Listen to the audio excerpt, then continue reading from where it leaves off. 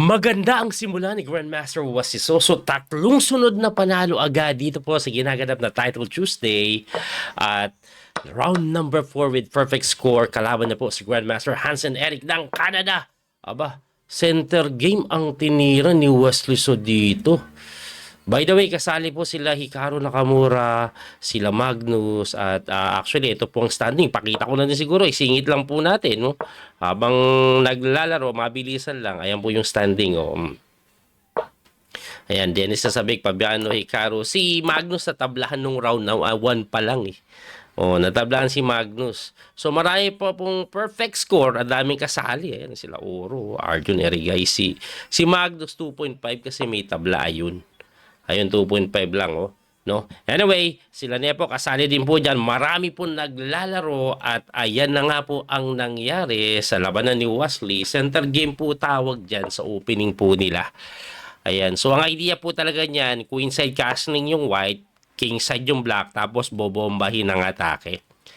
Ayan. Yan ang ginagawa ni Wesley So ngayon. So, ay, bumalik ka. Nag-D6, F3, and then nag-iisip po ngayon. Ito pong si Hansen Eric. According po sa engine evaluation, this is very equal. Pero ako as a human player, nakakatakot po ito for the side of black. Mas mabilis po kasi yung dating na atake. Pero of course, sasabay ka din. Ayan, umatake din eh. Umatake at ayan na nga po Wesley So. Talagang sabayang bigkas ang ataking ginagawa dito. Ang Title Tuesday po, online po ito. Walang increment, 5 minutes. Yan po ang bakbakan. Tumira lang po ng A4 na kung saan siguro papabayaan mo or tutulakan mo, babaragin or papalambutin. Wesley So, walang pakiyo. Inatake agad yung kabayo. Hindi na gusto ng engine. Ang gusto ng engine is stop daw to eh.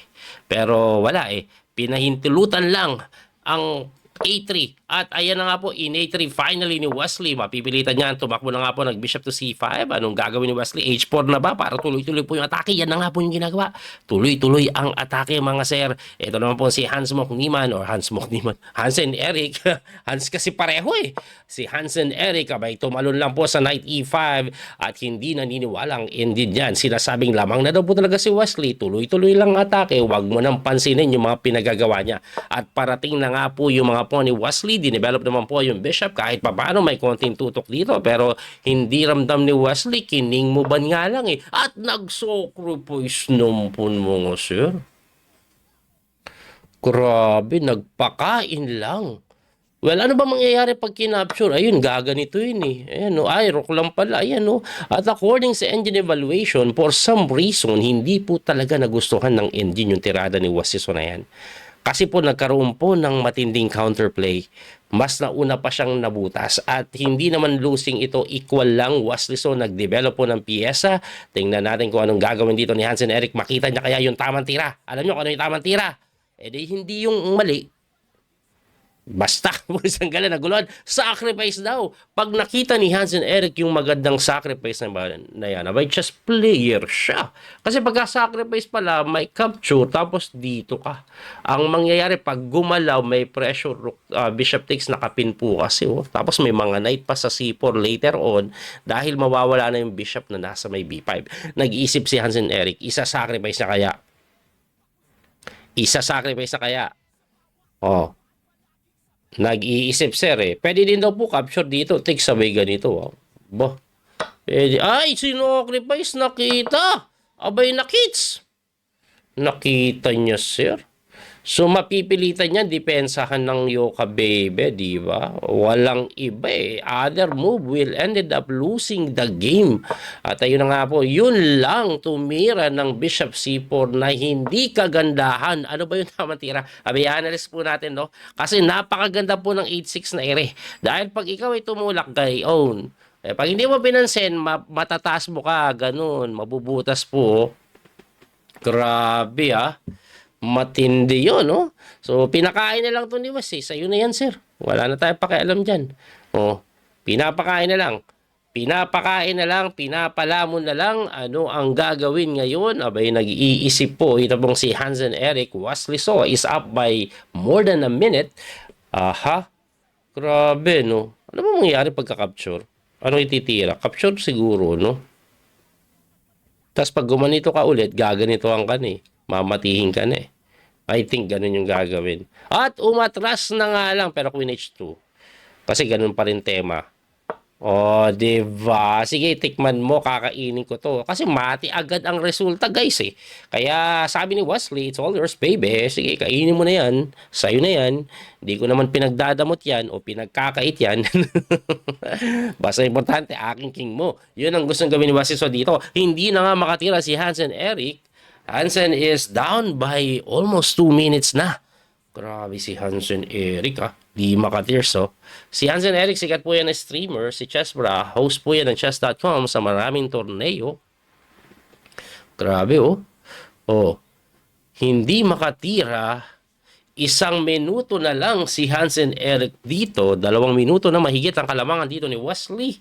Hansen Eric still thinking what to play. Kinapture na lang. So most likely, Queen takes 8-6 siguro ang papawalan, di ba? Ayun na nga po, may pressure dito. Umatras lang.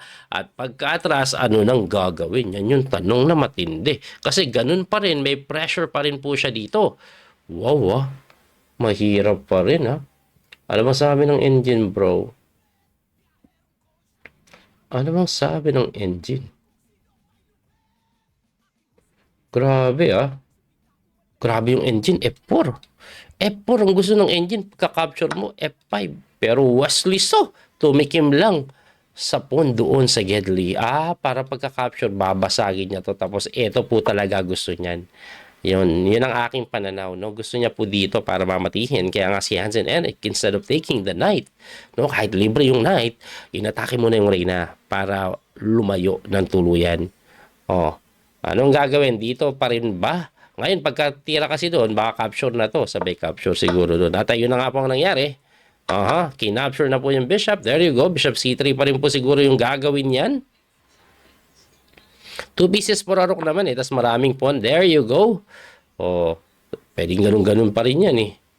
Ganun-ganun. Uy! Sumok pa lang yung reyna. What for? Para saan? Di ba halos kinukulong mo na yung piyesa mo dyan? Ayaw niya lang ipatulak.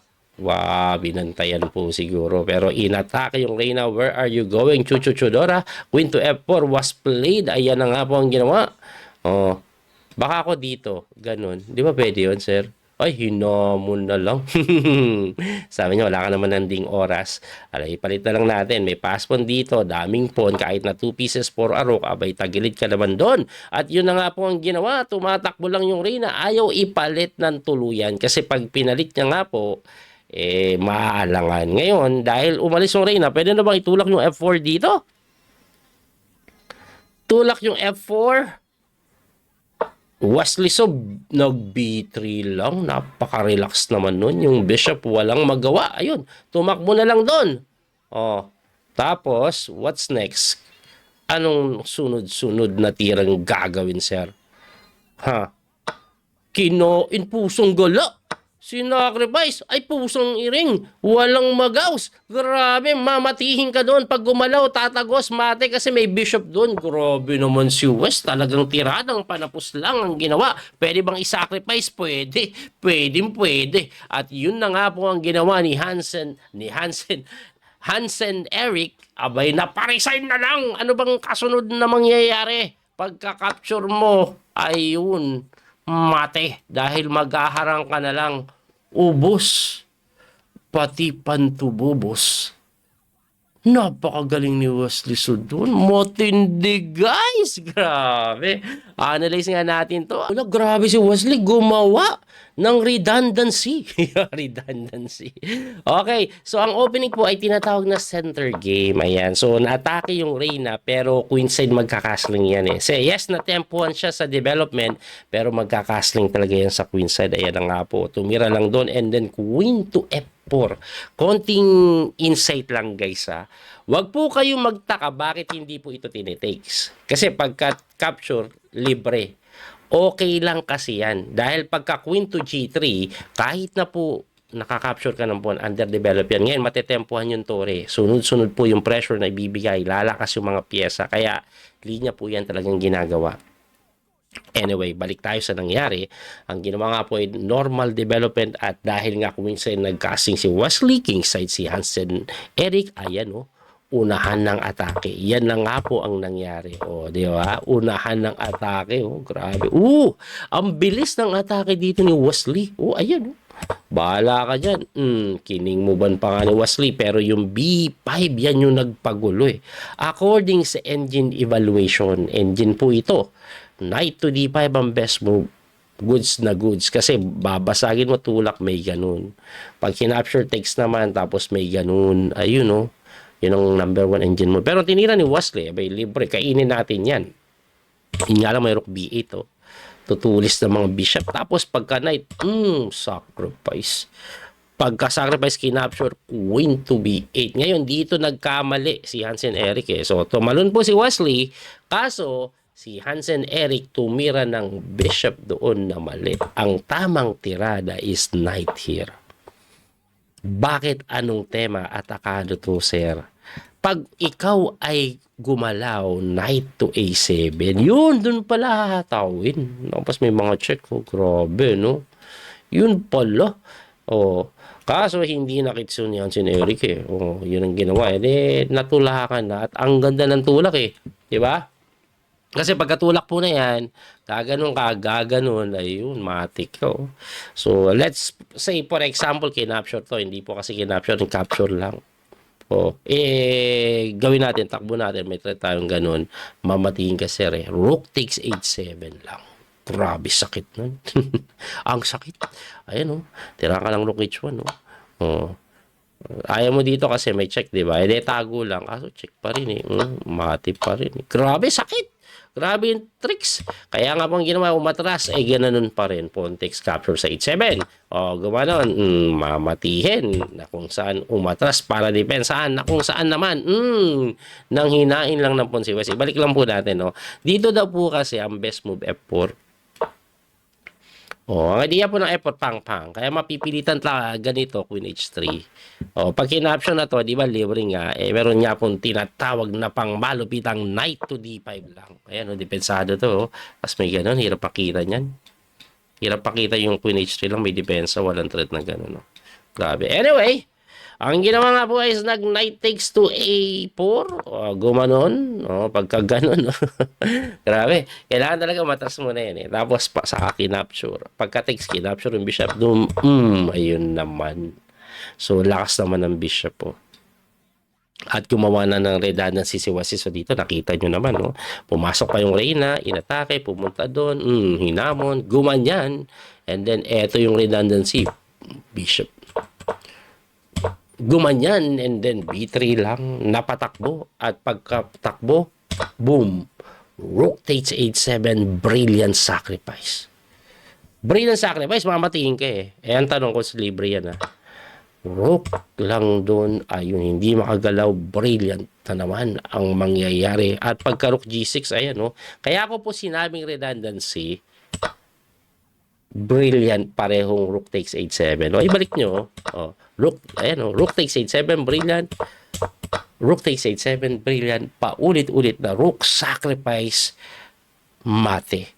Double rook sacrifice. Grabe naman yan, Tindi. Ang lupit ni Wesley. Ngayon, anong standing after round number 4? Ito po ang standing. Tingnan po ninyo.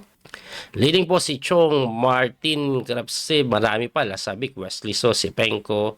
Ayan, dami pa nila, Arjun Rigay, si Duda, si Oro, Fabiano Caruana, sila Morsin, marami pa sila. Si Nakamura, nawala. Nawala si Nakamura. Si Magnus. Nawala din si Magnus, Ayun, 3. Natalo si Naka. Si Magnus, asan na? Si Nepo, 3 lang din. May talo din. Si Magnus. Don't tell me, natalo na naman si Magnus. Teka lang, search na nga natin. Hanapin na nga natin si Magnus. Ay, natalo nga. Natalo nga, sir. 2.5 lang si Magnus. Alright. Anyway, yan po ang nangyari after round number 4. Abangan nyo po yung masusunod na round. Muli ito po yung Coach Speedy Master, Daniel Couso. Nasa mga nagkikita, don't forget to like, share, follow, and subscribe. Bye-bye. Thank you sa support. God bless, guys. That little mouse, 'cause I'm an albatross.